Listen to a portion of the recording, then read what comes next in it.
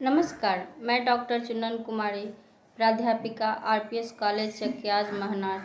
आज की हिंदी कक्षा में आप सबका स्वागत करती हूँ। मॉडल प्रश्न पत्रों की श्रृंखला में मैं 163 प्रश्न तक बता दी थी, जिसमें 163 नंबर के प्रश्न में थे नदीस। तो नदीस में कुछ त्रुटि हो गई थी। नदीस, चूँकि मैं कमेंट बॉक्स में भी लिख दी हूँ, लेकिन मैं यहाँ बता देती हूँ आपका। नदीस का संधि विच्छेद होगा नदी प्लस इस। इसमें ई प्लस ई के मिलने से ई बनता है, इसलिए नदीस को तोड़ते हैं तो नदी अलग हो जाता है और इस अलग हो जाता है। नदी का भी एक अर्थ है और इस का भी अर्थ है, तो इसलिए दीर्घ स्वर संधि के अंतर्गत आएगा। अगला प्रश्न में दिया हुआ है सदाचार का संधि विच्छेद क्या होगा। तो सदाचार का होगा संधि विच्छेद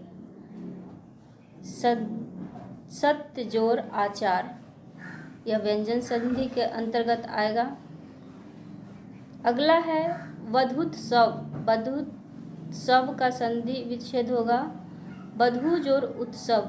चूँकि समय का अभाव है और प्रश्नों की संख्या बहुत अधिक है, इसलिए मैं पूरी तरह से विस्तारित न करके मैं सबका सिर्फ उत्तर बता रही हूँ। अगला है विद्यार्थी का संधि विच्छेद। तो विद्यार्थी का संधि विच्छेद होगा विद्या जोर अर्थी। संधि विच्छेद करते समय हमें एक बात का ध्यान रखना चाहिए कि जब हम संधि तोड़ते हैं तो तोड़ने के बाद दो शब्द बनता है। अगर मान लिया कि विद्यार्थी को तोड़ते हैं तो विद्या अलग होता है और अर्थी अलग होता है, तो दोनों शब्द का अर्थ निकलना चाहिए। अगर हम तोड़ देते हैं, अगर तोड़ने वक्त दोनों शब्द का अर्थ नहीं निकलते हैं तो समझिए कि हमारा संधि विच्छेद सही नहीं हुआ है। अगर दोनों का अर्थ सही आता है तो संधि विच्छेद हमारा सही है। उसी प्रकार है सत्याग्रह का संधि विच्छेद होगा सत्य जोर आग्रह। सत्य का भी अर्थ है, आग्रह का भी अर्थ है।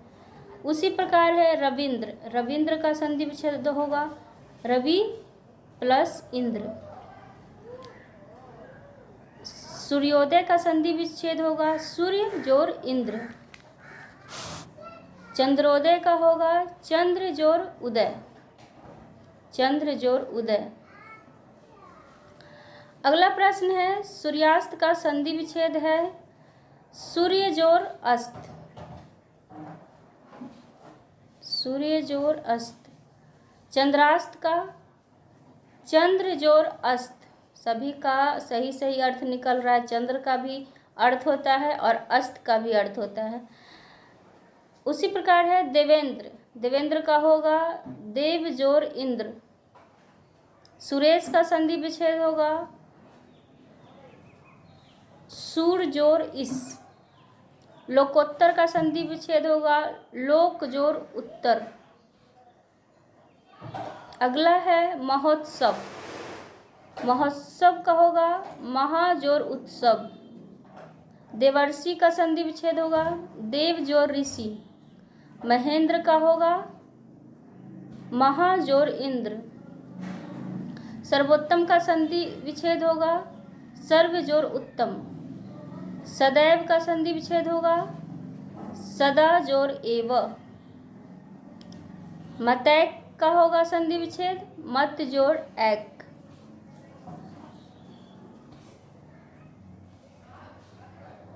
महाौषध का संधि विच्छेद होगा महाजोर औषध।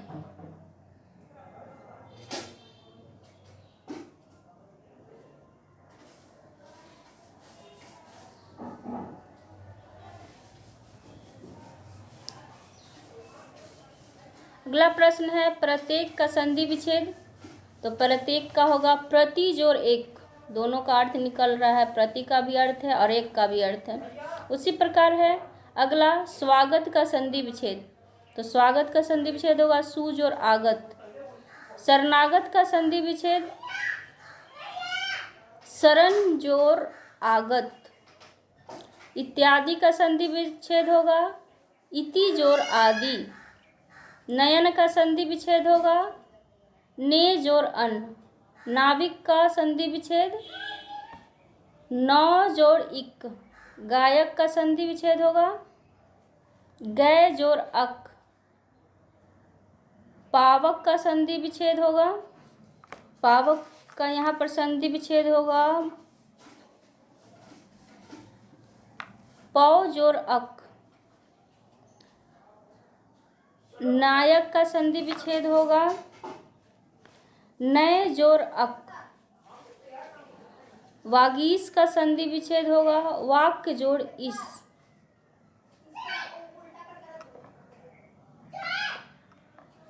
जगन्नाथ का संधि विच्छेद होगा जगत जोड़ नाथ। जगदम्बा का संधि विच्छेद होगा जगत जोड़ अम्मा। जगत जोड़ अम्बा। सन्मार्ग का संधि विच्छेद होगा सत्य जोड़ मार्ग। जगदीश का होगा जगत जोड़ ईश। तन्मय का संधि विच्छेद होगा तन प्लस मैं। सद्धर्म का संधि विच्छेद होगा सत्य जोड़ धर्म। सज्जन का होगा सत्य जोड़ जन। संयोग का होगा सम जोड़ योग। यशोदा का होगा यश जोड़ दा।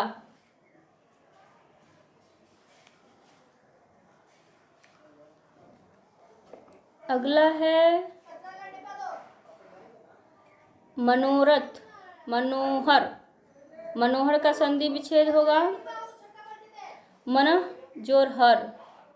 मनोरथ का होगा मन जोड़ रथ। निर्गुण का संधि होगा निह जोड़ गुण। यह विसर्ग संधि के अंतर्गत होगा। दुर्जन का संधि विच्छेद होगा दुह जोड़ जन। दुराचार का दुह जोड़ आचार। आशीर्वाद का आशी जोड़ वाद। निश्चल का संधि विच्छेद होगा निह जोड़ छल। निष्फल का होगा निह जोड़ फल। निष्काम का निह जोड़ काम। अपना उल्लू सीधा करना। अब संधि विच्छेद समाप्त हुआ। अब उसके बाद इस प्रश्नों की श्रृंखला में अब मुहावरा है दिया हुआ कुछ, उसके अर्थ बताने हैं आप लोग को। एक मुहावरा दे दिया गया है, उसमें 4 ऑप्शन दिया गया है, उसमें से कोई एक उत्तर सही होगा, उसी को चुनकर आपको सही उत्तर लगाना है। तो पहला मुहावरा है अपना उल्लू सीधा करना। मुहावरे का अर्थ है, इसमें 4 ऑप्शन दिया हुआ है। अपना काम निकालना, सबसे अलग रहना, मूर्ख बनाना, धोखा देना या अपनी खिचड़ी अलग पकाना। मुँह ये तो अगला हो गया। तो इसका सही उत्तर होगा अपना उल्लू सीधा करना। मुहावरे का अर्थ होगा अपना काम निकालना। अगला प्रश्न है अपनी खिचड़ी अलग पकाना, तो सबसे अलग रहना इसका अर्थ होगा। अंधे की लाठी मुहावरे का अर्थ क्या होगा? तो इसका एकमात्र सहारा होना। अक्ल का दुश्मन मुहावरे का अर्थ क्या होगा? तो अक्ल का दुश्मन यानी मूर्ख को कहा जाता है। आँख का तारा मुहावरे का अर्थ क्या होगा? तो अत्यंत प्रिय होना। लोहा मानना मुहावरे का अर्थ क्या होगा? लोहा मानना मतलब श्रेष्ठता, किसी का श्रेष्ठ स्वीकार करना। लोहे के चने चबाना का अर्थ क्या होगा? तो इसका 4 ऑप्शन दिया हुआ है। लोहे के चने चबाना, भाग चमकना, युद्ध करना, किस्मत पर भरोसा करना या अत्यंत कठिन काम करना। तो लोहे के चने चबाना मतलब होगा अत्यंत कठिन कार्य करना। अगला प्रश्न है श्री गणेश करना। श्री गणेश करना मतलब प्रारंभ करना। सिर मुराते ओले पड़ना का मतलब विपत्ति आना।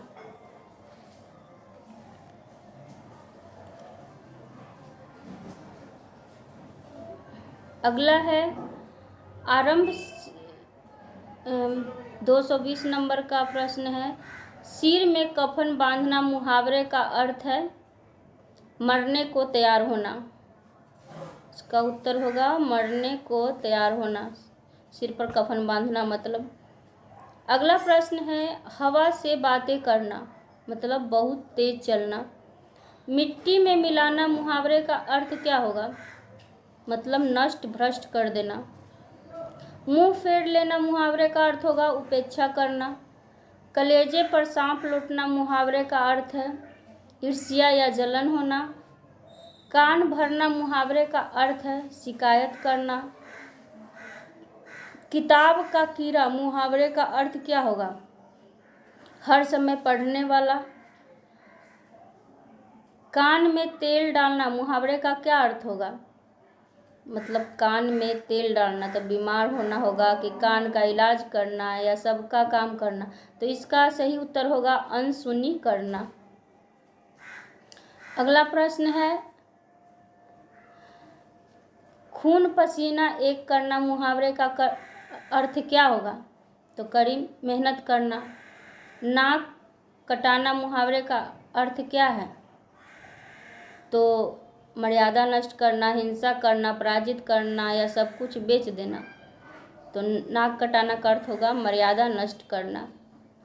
नाको चने चबाना मुहावरे का अर्थ क्या होगा, तो तंग होना।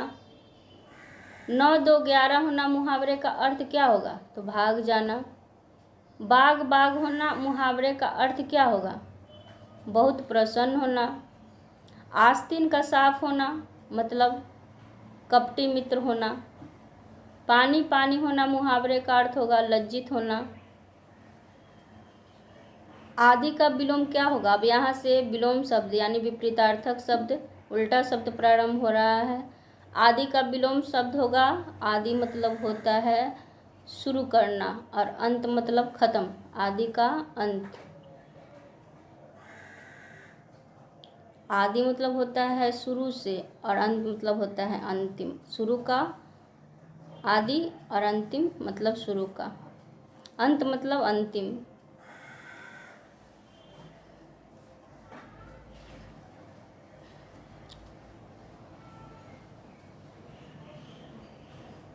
अगला है अनाथ का विलोम क्या होगा, तो अनाथ का होगा सनाथ। अवनति का उन्नति, अगला का पिछला, अपना का पराया, चर अचर, अल्पायु का दीर्घायु, अपेक्षा का उपेक्षा, आदर का अनादर, इहलोक का परलोक, उदार का अनुदार, अनुपस्थित का उपस्थित,